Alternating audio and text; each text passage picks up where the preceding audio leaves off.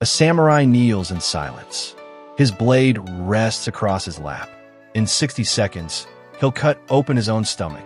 Not because he's been defeated, not because he's afraid, but because his code demands it. This is Bushido, and it shaped an entire civilization. 47 Ronin stand in the snow outside Lord Kira's mansion. They're masterless samurai, disgraced, homeless, jobless. For 2 years, they pretended to be drunks and cowards. Tonight, they're about to commit what some call the most honorable crime in Japanese history. They scale the walls. They fight through Kira's guards. They find him hiding in a woodshed, and they offer him a choice: die with honor by his own blade or die by theirs. He freezes. They make the choice for him. Then all 47 walk to the authorities and surrender. Because Bushido isn't just about fighting. It's about something far more dangerous: living by a code when everyone else has abandoned theirs. The word literally means the way of the warrior. But here's what most people get wrong. Bushido wasn't written down as one official rulebook. It evolved over 700 years, blending Zen Buddhism, Confucianism, and Shinto beliefs into something uniquely Japanese. Think of it as a moral operating system that ran an entire warrior class from roughly 1185 to 1868. Over 600 years of samurai culture, all following variations of the same code. The most famous version comes from a 1900 book called Bushido, The Soul of Japan by Inatsu Naito. But samurai were following these principles centuries before anyone wrote them down. The code has 7 core virtues, 7 principles that could get you killed if you violated them. And here's the twist: they weren't designed to make samurai better fighters. They were designed to make warriors into leaders, philosophers, and artists. Because Japan realized something: if you give men swords and train them to kill, you need to give them something else too. A reason not to kill. Let's break down what that code actually meant. Jiai means do the right thing, even when no one's watching. In 1582, a samurai named Akechi Mitsuhide faces an impossible choice. His lord, Oda Nobunaga, has become a tyrant, burning temples, slaughtering monks, turning brutal. By Bushido, Mitsuhide owes Nobunaga absolute loyalty. He rebels anyway. He kills Nobunaga. But here's the twist: 13 days later, Mitsuhide is dead. His own allies abandon him. Why? Because he violated loyalty for righteousness. And in samurai culture, that's still a betrayal. This is the paradox of Jiai. Sometimes righteousness conflicts with other virtues. And when it does, you're screwed either way. In real life, Jiai means having a moral compass that doesn't spin based on convenience. It means being honest when lying would benefit you. It means standing up for what's right, even when it's uncomfortable. Think whistleblowers. Think people who call out their own team. That's Jiai in the modern world. Virtue number 2, you courage. You isn't about being fearless. It's about acting despite fear. The samurai had a saying: a truly brave man is always calm. Because courage without control is just recklessness. Real samurai weren't adrenaline junkies. They trained to keep their heart rate down, to breathe slowly in combat, to think clearly while someone's trying to kill them. That's why they meditated, why they practiced tea ceremony, why they wrote poetry before battle. They were training their nervous system to stay calm in chaos. In 1547, a 13-year-old samurai named Takeda Katsuri faces his first battle. His hands shake. His father notices and says, "Good, you're afraid. Now use that fear. Let's sharpen your senses." Modern translation: you means doing the hard thing, having the difficult conversation, making the unpopular decision, starting the business, ending the relationship, even when your stomach's in knots. Virtue number 3, Jin compassion. Here's where Bushido gets weird. You're trained to kill without hesitation. You carry 2 swords specifically designed to end lives efficiently. And the code says, be compassionate. A samurai named Hosokawa Gracia becomes a Christian in 1587, a death sentence in Japan at the time. When enemies surround her house years later, she has a retainer kill her rather than be captured. Before she dies, she frees all her servants and gives them money to escape. That's Jin. Compassion even in your final moments.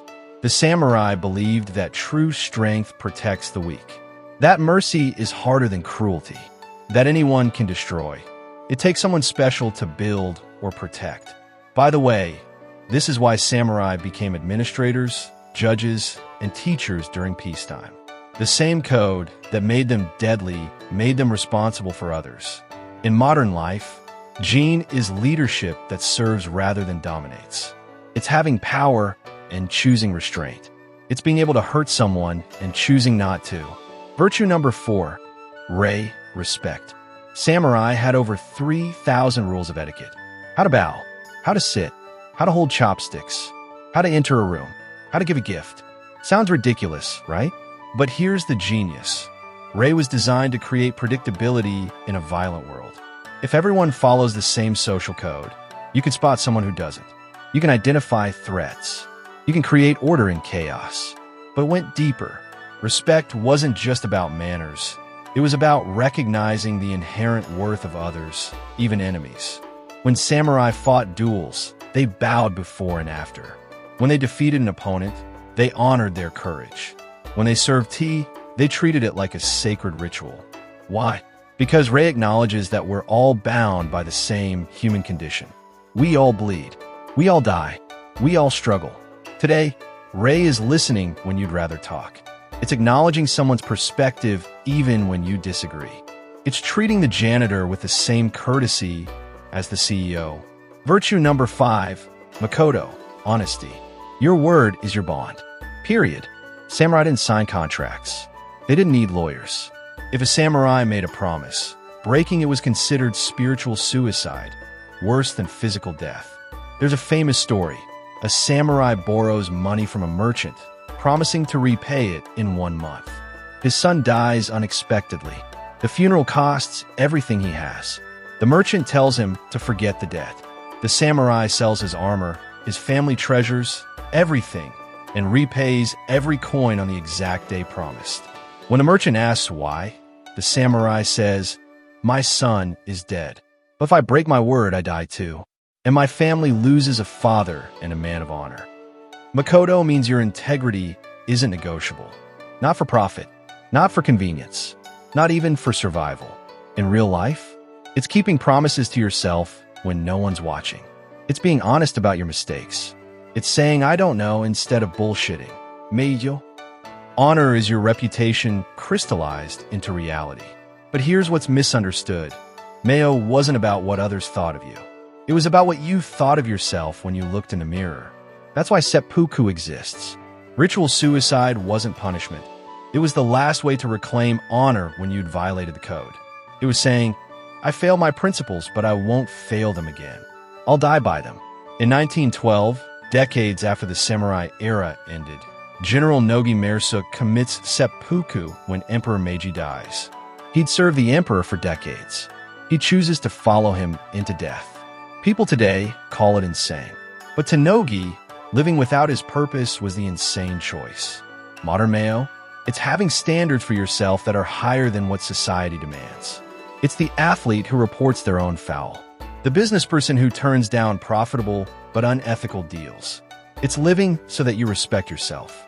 Virtue number 7, Chugi, loyalty. Remember those 47 Ronin from the beginning? Their lord, Asano, was ordered to commit seppuku after attacking a court official. Totally justified. The official had been extorting and humiliating him for months. But the shogun's law was absolute. When Asano dies, his samurai become Ronin. Masterless warriors with no income, no status, no purpose. Most Ronin became mercenaries or criminals. These 47 spend 2 years planning revenge. They pretend to abandon their honor. They let people spit on them in the streets. One's wife leaves him in disgust. Then they strike. They kill Lord Kira, and they turn themselves in. The government faces an impossible choice. Execute them for murder or pardon them for perfect loyalty. They choose execution, but they grant them the honor of seppuku. And Japan never forgets them. That's chugi, loyalty beyond reason. Loyalty that costs everything. Today, chugi is standing by your team when things get hard. It's defending someone who's not in the room.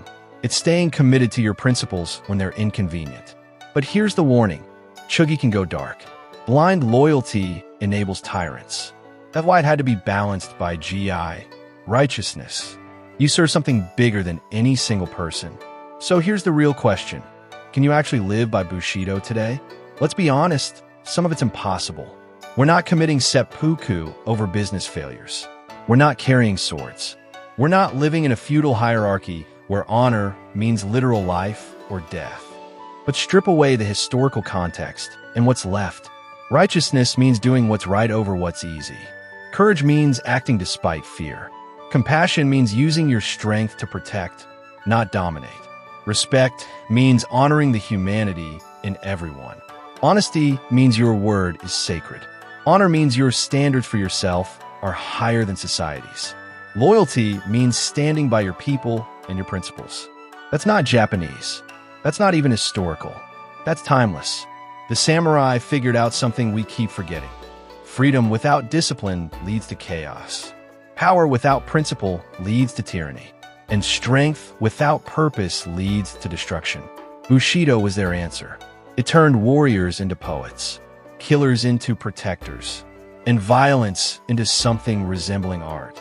Today, you see echoes of Bushido everywhere. In martial arts philosophy, in Japanese business culture, in military codes of honor worldwide. But you also see what happens when we forget these principles. When people prioritize convenience over integrity. When leaders choose profit over people. When courage gets replaced by comfort. The samurai would tell you, you don't need a sword to live by Bushido. You need something harder, the discipline to hold yourself to a standard when everyone around you has lowered theirs. That's the real test. Not fighting external enemies, but conquering yourself. Your laziness, your dishonesty, your cowardice, your selfishness. Because here's what I keep thinking about. Those 47 Ronin could have disappeared. They could have started new lives. No one would have hunted them. They chose loyalty. They chose honor, even knowing it would kill them. Not because they were brainwashed, but because they made a decision about who they were. And they refused to compromise that, even for survival. So here's my question for you. If you had to pick one virtue from Bushido to focus on this year, just one, which would you choose? Drop it in the comments. And if you want to see more philosophy from warrior cultures, we're looking at the Spartan Agoge next, or Viking honor codes. Which one sounds more interesting? Hit subscribe if you want to keep exploring how ancient wisdom applies to modern chaos.